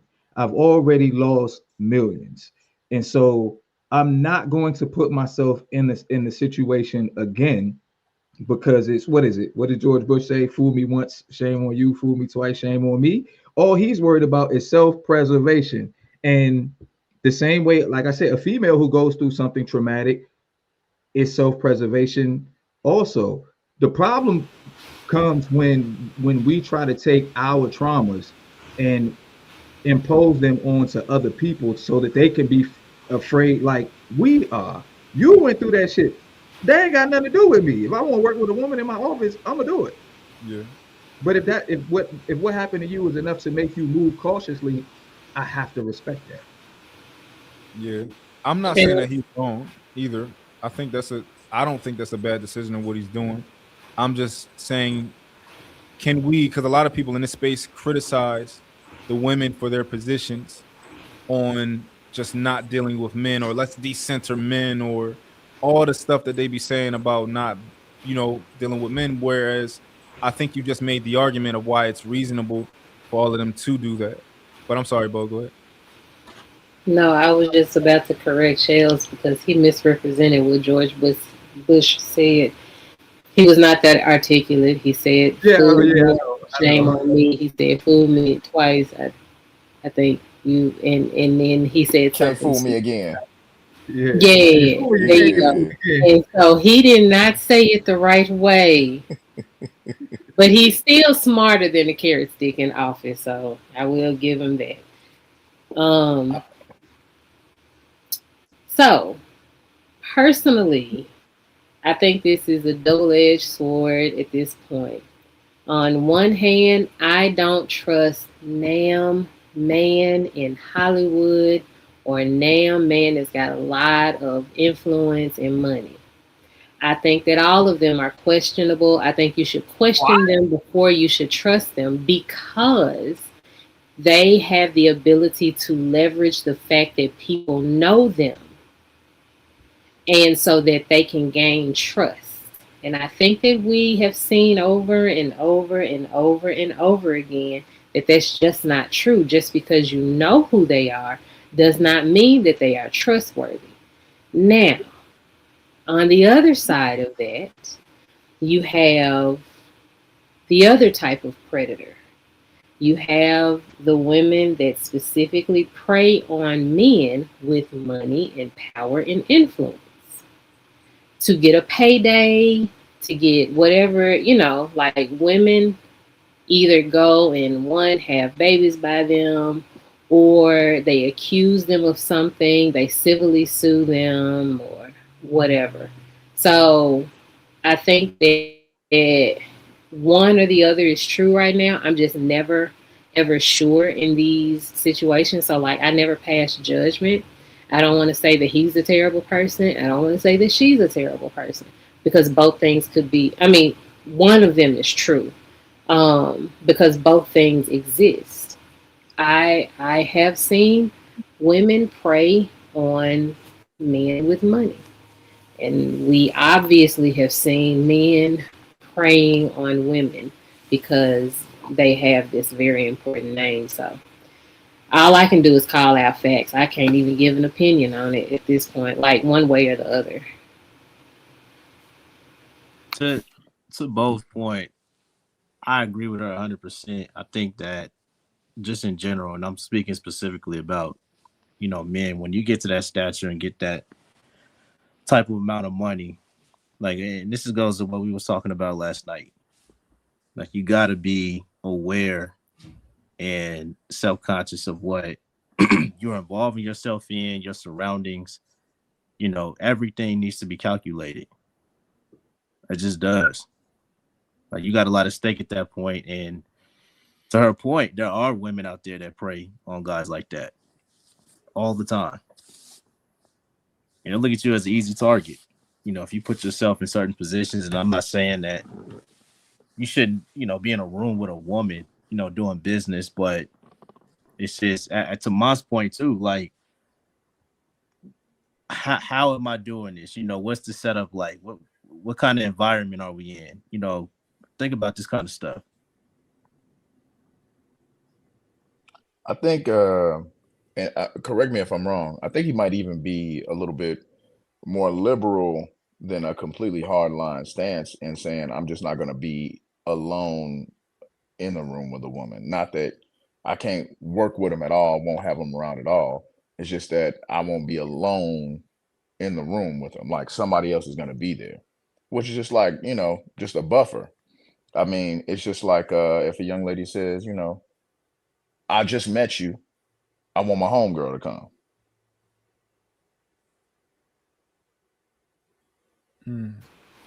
That's a good No, point. that's the same. That's the same thing.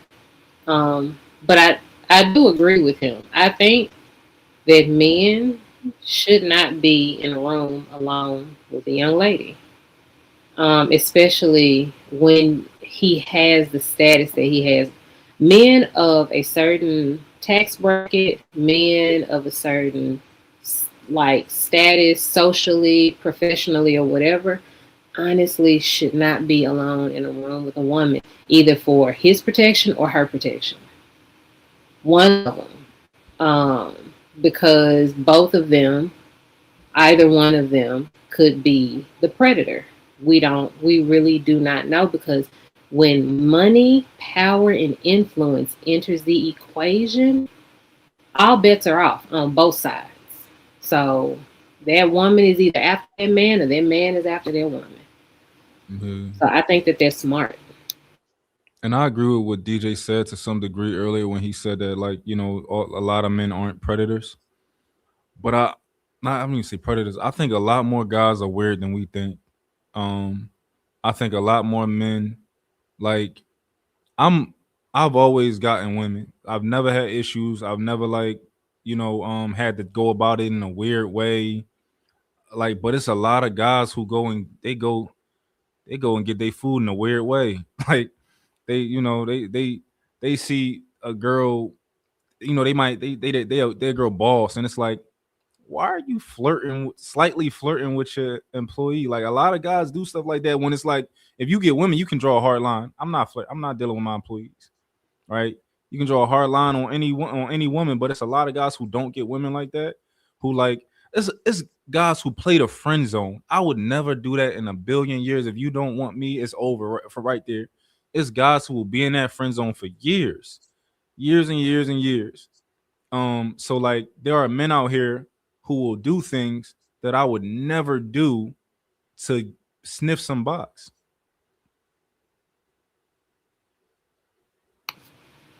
Mont So is losing me with this conversation. I have no idea what the hell he talking about.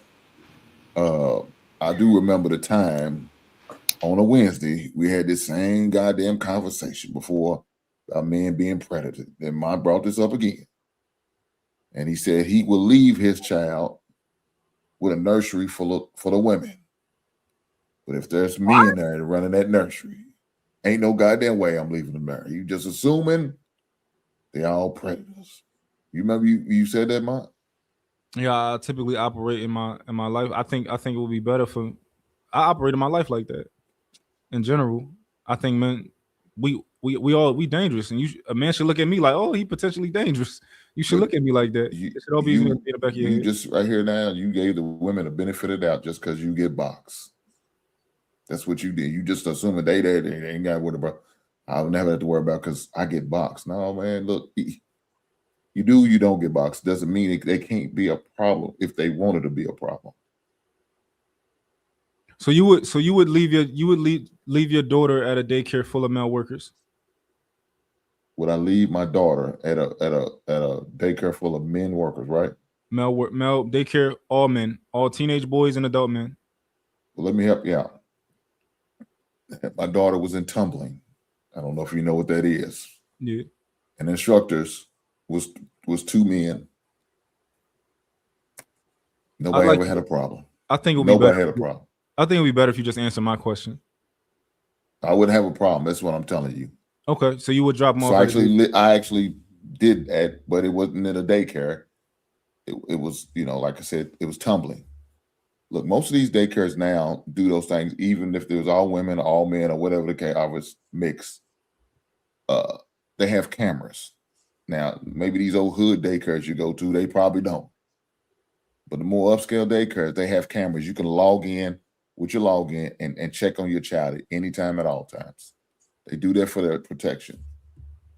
I wouldn't have a problem with that, man. Look, my daughter's coaching staff, flag football team, they was all dudes. It was all dudes. They had no problem with them coaching them.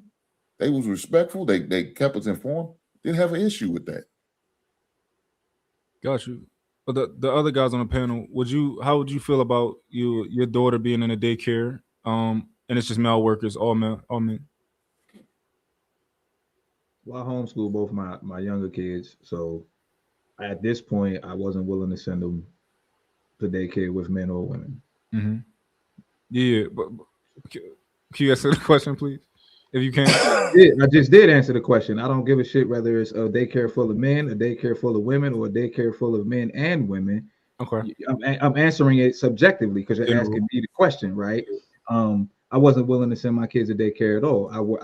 I worked overnights for 8 years so that I could be at home with my kids during the day while my wife went to work. No, if you had to choose, if you had to, what would you choose? So are you asking me, would I choose to send them to a daycare full of women or a daycare full of men?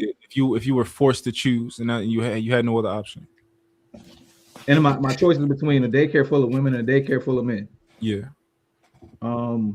Which group do I think is more responsible based on my interactions with them? Because I'm not sending my child to you just because you're a man or just because you're a woman. I want to sit down and talk to the staff. And if the men come off as better suited to take care of my children for 8 to 10 hours a day, that's who I'm going with. If the women in this scenario, that context isn't given in this scenario.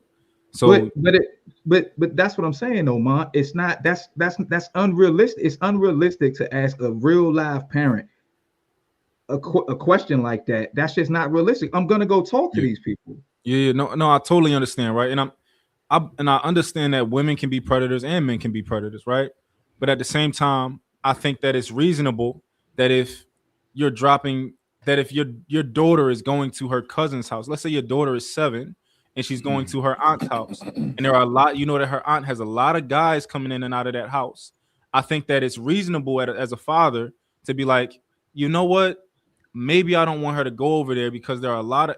I'm not saying that all those men are predators or any of them are predators, but I think that as a father, it makes sense to say that, you know what? I don't know how comfortable I am with my daughter inside of a house where there are tons of different guys walking inside, as vice versa. If that there were, like, she had a lot of female friends, I think that you might be it. And I'm not saying that women aren't predators too. That's a different scenario, though. It's a different scenario. So in the first scenario, is it possible that it gives us pause to see a bunch of men in daycare because that's something that we hardly ever see? It's uncommon also. Yeah. Like, for the most part, when it comes to child education, you're normally going to see women dominate that field. So if you are in a place where men are dominating that area, it's gonna give you pause because you normally don't see it. So it would, if I were to approach, it would give me pause, yes, because I normally don't see it. But to I am Shell's point, we definitely talking. You know, there's no way around that. Yeah, and I guess I asked this question because I go to Lifetime, right? My kids go to Lifetime and they go to summer camp at Lifetime, right? And this one day I walked in and I just noticed they had a lot of guys working there, and it gave me a little bit of pause because it just was a lot of times, you know, in the summertime they'll have like it'll be like teenagers and stuff like that. So I think rightfully so, it gave me pause in this particular interaction to just be like, how do I feel about this? Versus if there were just women, I wouldn't even have second guessed. I wouldn't have thought anything. I just dropped them off and I would have left. Right. Or like situations Jesus where Christ. no, I'm not done. I'm not done. Hank. Hold on. Situations where like you got let's say your daughter went to her aunt house and you know that she has 7 sons, right? That you may not be familiar with, but she has seven male cousins, right? I just feel like as a man, it makes sense for you to have pause of versus if she had 7 girl cousins over there. I don't know. Maybe I'm crazy, right? But I don't know. Yeah. I mean, to wrap it all in a bow, most situations where you drop your young child off is normally not a lot of testosterone filled males that you are unfamiliar with. So I think for anybody, they would probably raise an eyebrow, especially if they don't know them. It just is what it is. You should always be, and I think women should be. I think women are too comfortable around men. Like I think like women they'll tell you they not comfortable around men, but then you be like, yo, you just met this nigga. You about to fly with him to Miami? Like they do this type of shit. Like where I meet a nigga, I'm cautious. I'm way more cautious than women is because I know how niggas is. I'll tell you off, Rick. If I had a baby, I mean, I got an 8-year-old son, but if I had a daughter and that was a circumstance, bro, I'm gonna just be honest with you. Like, my first initial thought is gonna be no. You know, and to Shell's point, I think I would have to be talked into to like actually get to know these guys and get to understand their expertise and their knowledge and just kind of character based stuff. Like, you know, I'd have to dig deeper into that. But my initial thought process when I see that and when I come in contact with that, I'm like, nah, that's not gonna work. Yeah, but that should be the case regardless. Thank you, Hank. Yeah. But that ain't what mine said. I drop off. I don't care about what it is. As long as it's all women, I'm good. He ain't investigating. He's just assuming these women are going to be lovely, kind, unpredatory type women. They can be That's sitting what there you watching said, reality TV with your DJ, kids. DJ, that's what I said.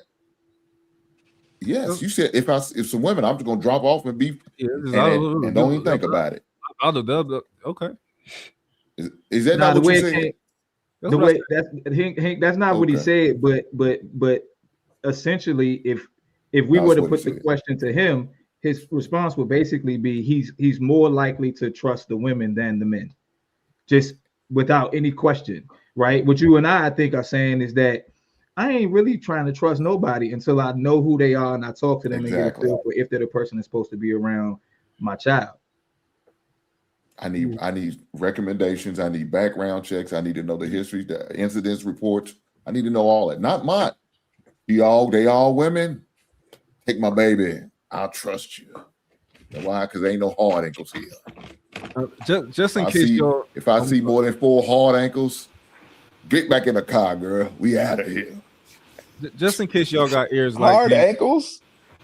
Yeah, I'm weak. Just in case y'all got ears like Hank and y'all not good at listening, or y'all don't like to ask questions, things like that. That's what you said. So okay, if y'all don't like to ask questions, things like that, what I'm saying is, of course, I would never drop my kids off at a facility that I don't think is accredited and I don't think that is reasonable and of my kids being there, regardless. But however, even if it is a facility that I'm like, okay, this is a good company, it's been here for a long time, it's quality facility, and I still see all men, I think that it would still give most men pause when it's just unusual. It's just not something where, it's unusual. And I know that a lot of times we don't like to talk about it. But like niggas be doing a lot of shit, especially within families and daycares and things like that. And it happens with women too. Women do it too at the same time, right?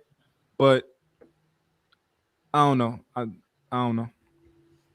So One it could happens with argue more that women at daycares than men, it obvious happens because of more with women yeah.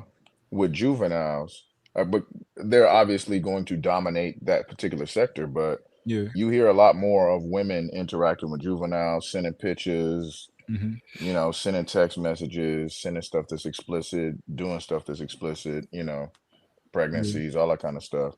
But they do obviously dominate that arena. So Yeah. I don't know. I don't know how y'all are and what y'all experience has been and what y'all have heard, but it's a lot of shit that be going on inside of people's families that they just be letting slide. And it's a lot of shit that be going on just because you know your child was unsupervised and around just a lot of men did coming coming in and out the house, and y'all not watching your kids, your daughters and stuff like that. So Yeah, but you're conflating the daycare with family. That's I'm two not different things, man. I'm not conflating because it's just I'm saying men. That's my point. Men that you don't know is my point. And even men that you do know, a lot of the men that we probably do know are these people too. So a lot of times we don't want to say it. We don't want to say that like, oh, we don't want to think like maybe our nephew could be this guy or maybe our cousin could be this person. But Go ahead, Bo. Listening to this conversation, I think that it was a little triggering because being afraid to be in a room with a man or be in a facility like with a male coach or whatever is very, very real for a woman. Like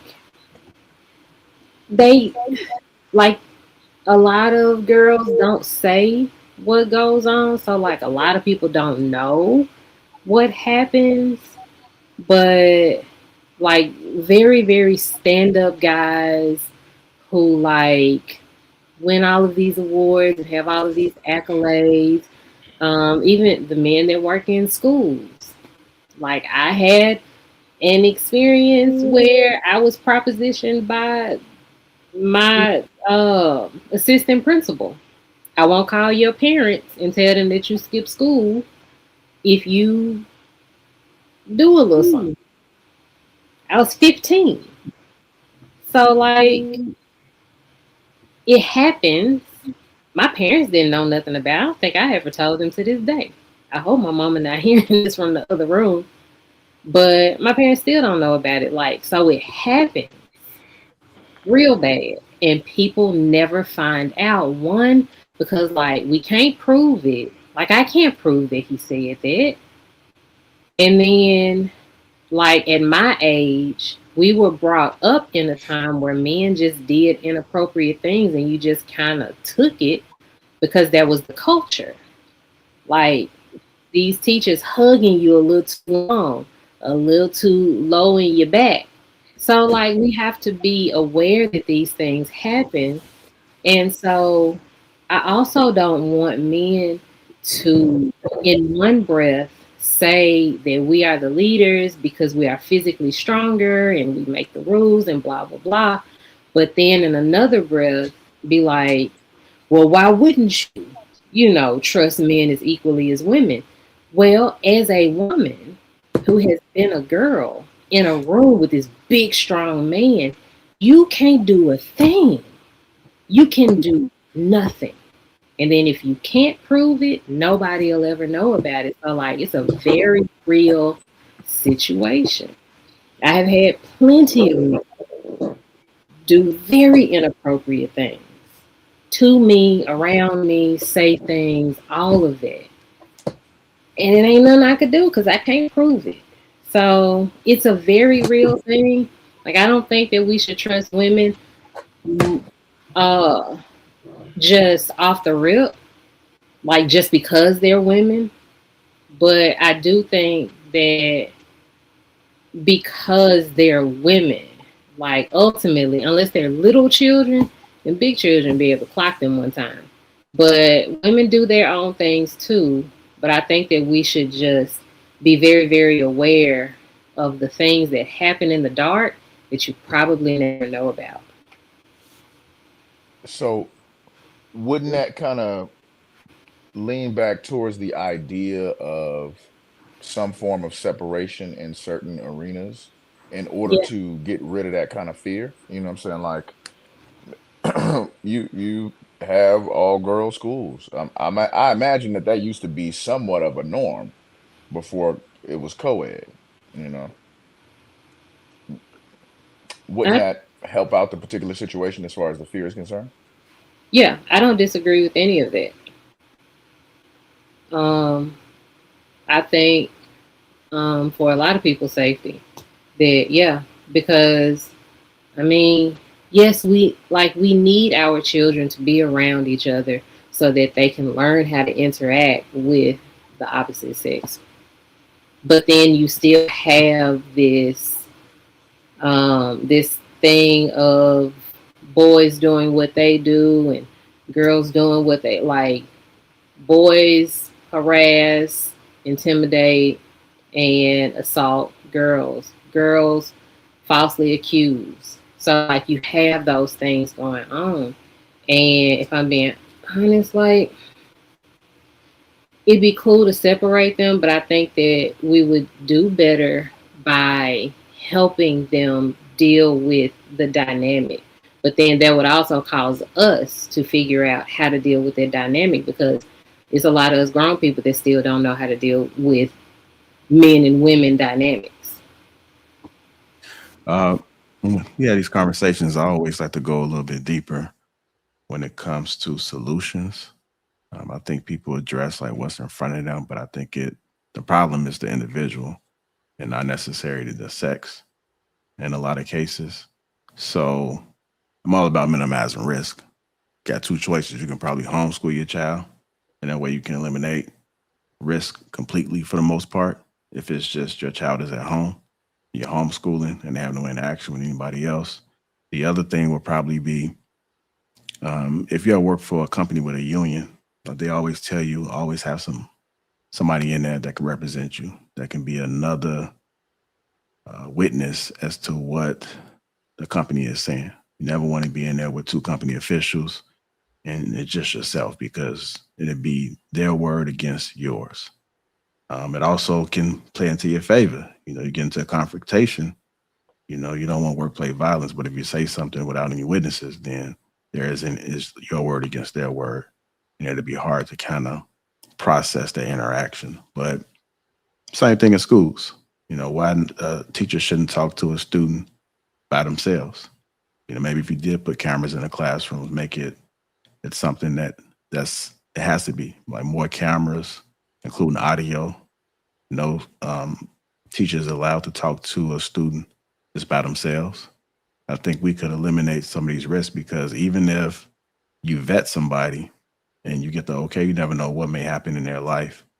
And then they don't get vetted again. It's not like they go every 3 months, they getting vetted. They getting a background check to see if anything comes up. So you have to kind of protect yourselves in the physical location, but you also have to look at people's past and continue to keep looking at it. But these things don't happen. It's just their risk. But since we can't do that, and the likelihood of it happening may not happen anytime soon, I think you have to. Those are just some examples of things you can do actually at the schools. It's no one-on-one interactions, more cameras with audios, like no blind spots. So there's nothing that anybody can see unless something happens inside the restroom. I think one thing, at least for me, I think a solution could be like just start talking about things that we never talk about. Like you don't like when was the last time any of us told, our the young men in our life to you can't, you know, grape a woman, right? I know it's assumed that you can't do that.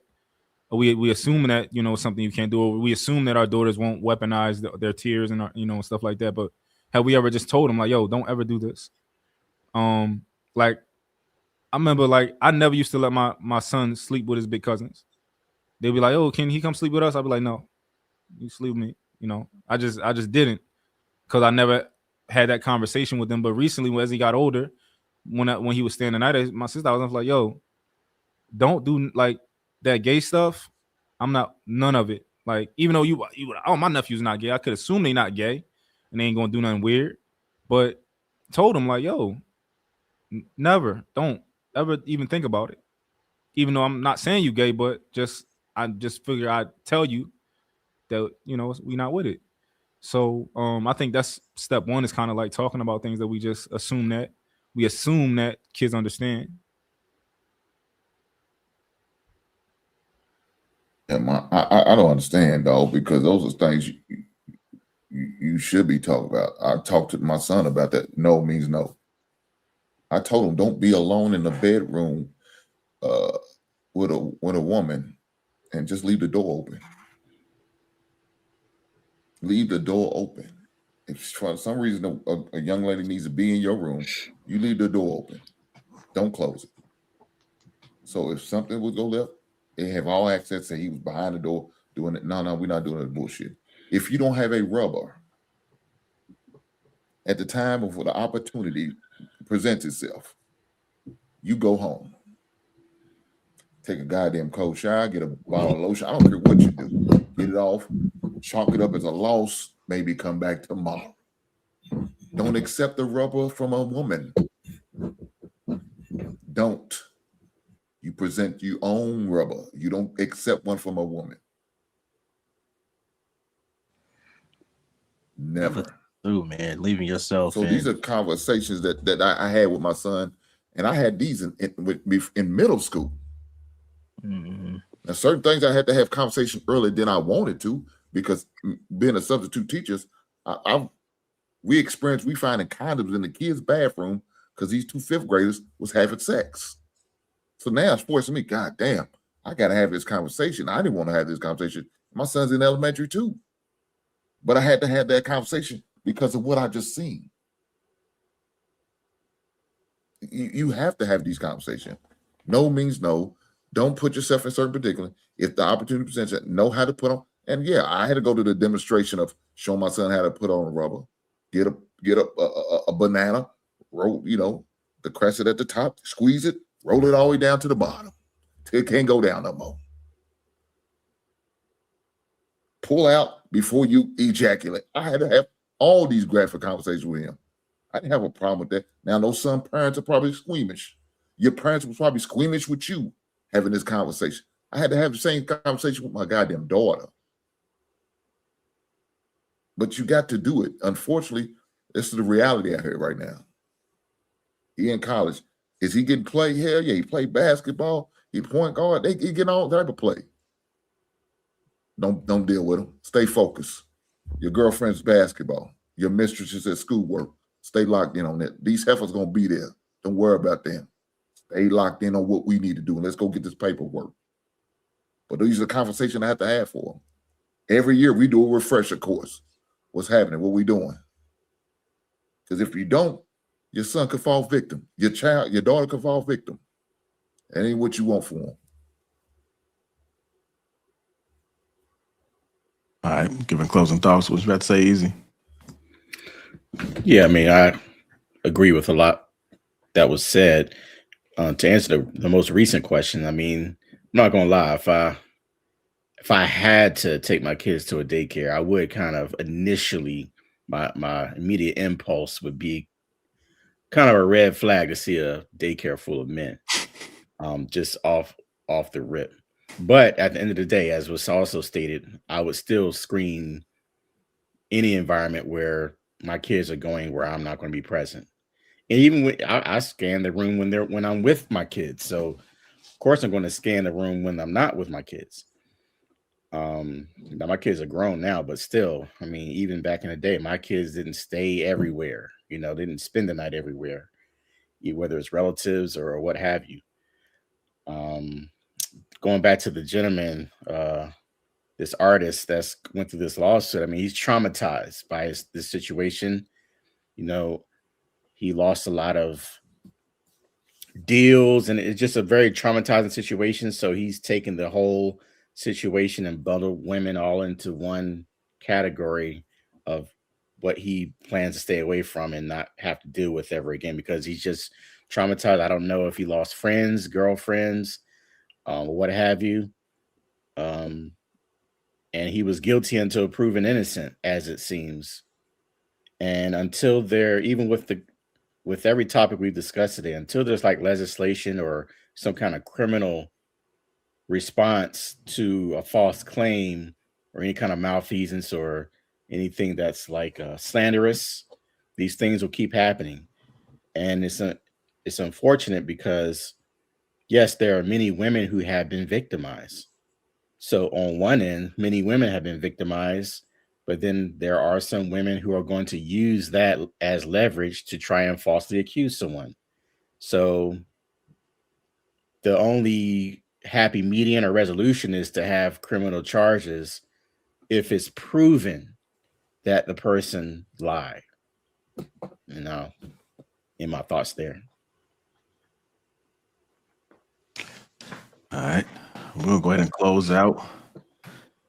But y'all see y'all yarning and all that good stuff, man. Y'all folks showing y'all age on this stage today. Some people got the itis. Some people still got 12 hours of sleep and they still tired. Something wrong. Y'all make sure y'all floss before y'all go to bed, man. I know a lot of y'all don't do that. That's why your breath stink. I don't know.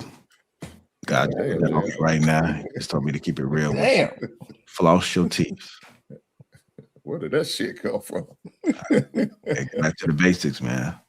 Start with the breath. You traumatized by somebody today, JR? No, I wasn't traumatized, man. But some folks. I've been around some people that I was quite surprised. I'm like, damn, is your tongue thick? Was there food still left in there? I couldn't figure it out. Some was suspect with the mouth. You gotta get a water pick. You got a water pick, JR?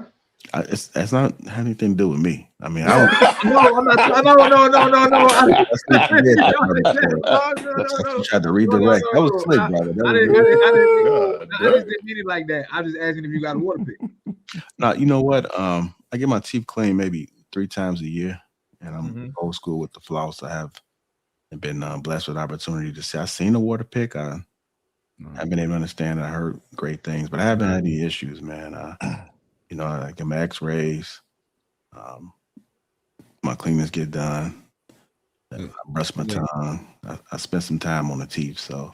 Ain't nothing like a water pick though, JR. That's like okay. Well, I mean, maybe that's a cherry on top. You still got a floss, but that water pick, like the PO box is in the description. Does anybody want to send that for a gift? And bless your brother, going to send that water pick. It's just a good one though, man. You can get the combo, the toothbrush with the water pick inside. Okay, so you're trying to send me another signal, so you and Chels on the same type of time. No, don't do that. I didn't say nobody name in particular. I'm just. I know I ain't been on the show in a minute and all of that good stuff, but I ain't mean that. I was like, damn, you know how you get older and you start getting excited about shit like water picks. Like, damn, I got a water pick. Chels, you know what it is. JR caught some bold blow by wind, man, and it just disturbed it. Man, traumatized.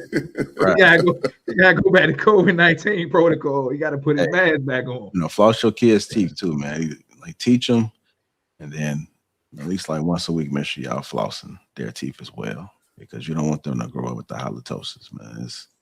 It ain't nothing. You just see somebody they look the part, but the breath just ain't there. That's some nasty work in my Hink voice. That being said, man, y'all be blessed. Chat and Ghost Watchers, hit the like button on your way out. We live tomorrow for the Thursday show. I want to thank y'all for the supports. Make sure we support everybody on the panel as well.